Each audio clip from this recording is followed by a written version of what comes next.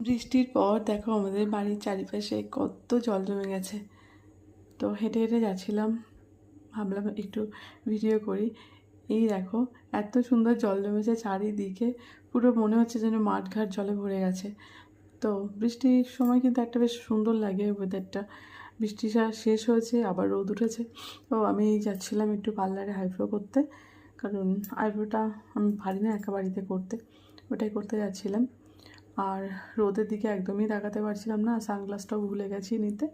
তো দেখো যাচ্ছি, যেতে যেতে ভাবলাম একটু জিনিসগুলো তোমাদের সঙ্গে শ্যুট করে নিই, শেয়ার করব।